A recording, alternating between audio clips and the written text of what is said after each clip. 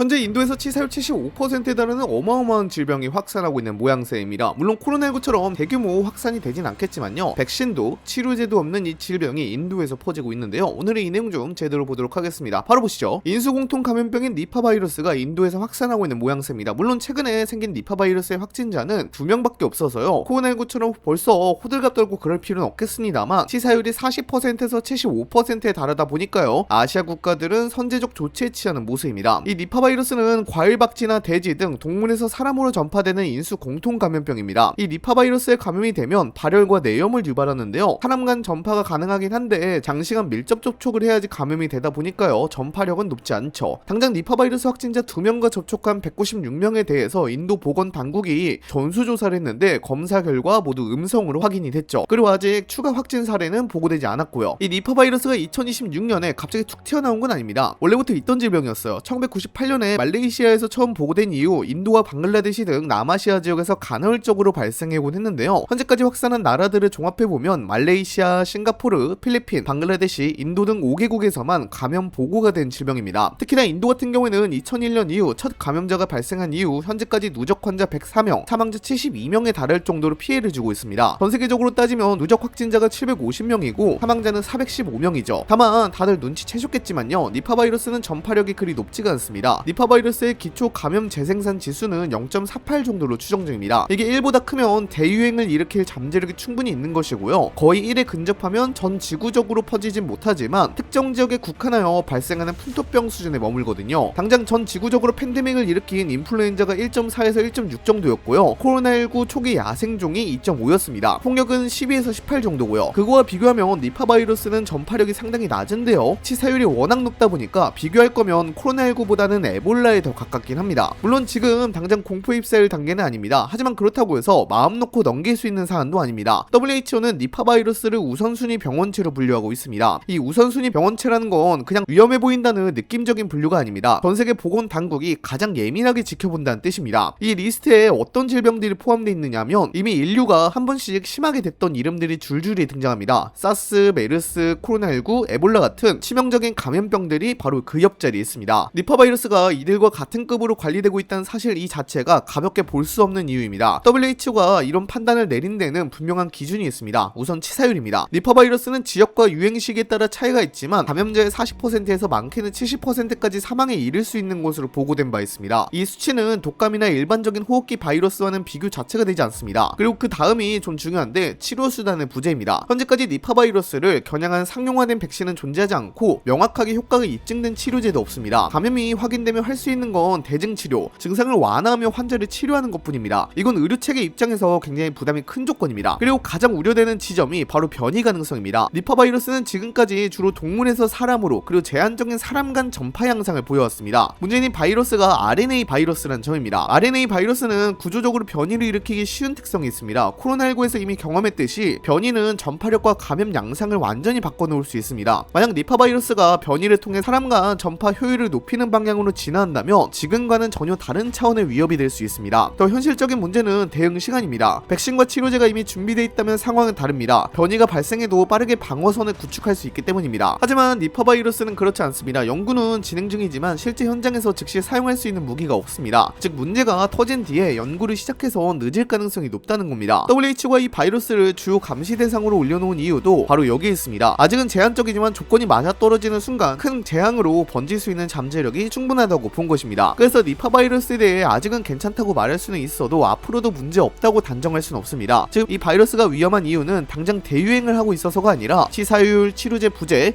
변이 가능성이라는 세 가지 요소가 동시에 존재하기 때문입니다. 이건 WHO가 가장 경계하는 위험 조건 그 자체입니다. 결국 중요한 건 공포가 아니라 경계입니다. 조용할 때 준비하지 않으면 문제가 터진 뒤에는 선택지가 사라진다는 사실을 우리는 이미 여러 번 경험했습니다. 그리고 앞서 치사율이 최대 75%에 달한다고 말씀을 드렸는데요, 치사율이 너무 높으니까 아시아 각국은 말씀드렸다시피 검역을 강화하고 있는 모습입니다. 당장 한국의 질병관리청의 경우에는 인도에서 니파 바이러스가 퍼지기 전에 2025년 9월에 제1급 법정 감염병으로 지정하고 국내 유입에 대비하고 있는 모습인데요, 당장 인도와 방글라데시를 검역관리 지역으로 지정해 관리하고 있습니다. 그런데 딱 니파 바이러스가 터지면서 선제 대응을 할 수 있게 되었죠. 국내 의료기관도 니파 바이러스 발생국가 여행 이력이나 동물 접촉 이력이 있으면서 니파 바이러스 의심 증상을 보이는 환자가 내원하며 질병관리청이나 관할 보건소에 신고하게 하게끔 되어 있는데요. 지금 당장은 한국으로의 확산 가능성은 적긴 합니다. 당장 임승관 질병관리청장은 인도의 국가에서는 현재 추가 발생이 보고되지 않았다고 말하였고요. 이어 감염 시 치명률이 매우 높은 만큼 감염 위험에 노출되지 않도록 각별한 주의가 필요하다고 말했습니다. 네팔의 대응은 이번 사안을 얼마나 심각하게 받아들이고 있는지를 그대로 보여줍니다. 네팔 정부는 최고 경계 태세까지 선포하면서 태산 국가 방역 시스템을 한 단계 끌어올렸습니다. 트리부반 국제공항에서는 입국 단계부터 검역 인력을 대폭 증원했고 모든 국제선 승객을 대상으로 증상 확인과 발열 체크를 강화했습니다. 여기서 끝이 아니라 인도와 맞닿아 있는 육상 국경검문소 전부에 동일한 기준을 적용했습니다. 네팔은 인도와의 인적 이동이 굉장히 잦은 국가입니다. 그만큼 국경 통제가 느슨해질 경우 감염병 유입 가능성이 급격히 높아질 수 있다는 점을 인지하고 있는 겁니다. 그래서 국경 지역에서는 이동 자체를 관리 대상으로 두고 의심 증상이 발견될 경우 현장에서 바로 격리 조치가 이루어지도록 체계를 재정비했습니다. 베트남 역시 빠르게 움직였습니다. 하노이 누이바이 국제공항에서는 인도발 항공편을 별도로 관리하면서 입국자 전원을 대상으로 체온 측정을 했습니다. 단순히 공항 차원의 조치에 그치지 않았다는 점이 중요합니다. 베트남 보건부는 전국 31개 성과 시 보건 당국에 긴급 공문을 발송해 동일한 대응 지침을 하달했습니다. 이는 감염자가 공항을 통과한 이후 지역 사유로 이동했을 가능성까지 염두에 둔 조치입니다. 각 지방 보건 당국은 의심 사례 보고 체계를 재점검하고 의료기관 내 감시를 강화하라는 지시를 받았습니다. 베트남이 코로나19 당시 비교적 성공적인 방역을 보여줬던 배경에는 이런 중앙과 지방 간의 빠른 연결 구조가 있었고 이번에도 그 경험을 그대로 활용하고 있는 모습입니다. 태국의 대응은 한층 더 체계적입니다. 태국 보건부는 수완나품, 돈무항, 푸켓 이 세 곳의 핵심 국제공항에서 3단계 검역 시스템을 가동했습니다. 첫 단계에서는 열화상 카메라를 통해 모든 입국자의 체온을 원거리에서 측정합니다. 여기서 이상 징후가 포착되면 두 번째 단계로 넘어가 개별 발열 검사와 증상 문진이 진행됩니다. 마지막 단계에서는 고위험 지역으로 분류된 서벵골 주발 승객 전원에게 건강신고서 작성을 의무화했습니다. 이 신고서는 단순한 서류가 아니라 이후 증상이 나타날 경우 역학 추적의 출발점이 됩니다. 태국은 관광 의존도가 높은 국가인 만큼 공항 차단이 곧 경제와 직결됩니다. 그런데도 이렇게 강도 높은 조처를 했다는 건 보건 리스크를 그만큼 우선순위에 두고 있다는 뜻입니다. 싱가포르도 예외는 아닙니다. 싱가포르 전염병청은 창의공항에서 인도 감염 지역발 항공편 승객 전원을 대상으로 체온 검사를 했습니다. 싱가포르는 국가 규모는 작지만 세계적인 항공 허브입니다. 한번 유입되면 국제적 확산의 중간 기착지가 될 가능성이 높습니다. 그래서 싱가포르는 초기 차단을 가장 중요한 전략으로 삼습니다. 공항 단계에서 최대한 걸러내고 의심 사례는 즉시 의료 시스템으로 연결하는 구조를 유지하고 있습니다. 이는 과거 사스와 코로나19를 겪으며 쌓은 경험에서 나온 대응 방식입니다. 파키스탄은 굉장히 강하게 검역 조치를 시행하고 있는데요. 파키스탄 정부는 29일부터 공항, 항만, 육상 국경을 포함한 모든 입국 지점에서 100% 검역을 시행하겠다고 밝혔습니다. 국적과 상관없이 모든 여행자는 지난 21일간 전체 여행 이력을 제출해야 하며 여기에는 경유지까지 모두 포함됩니다. 이 정보는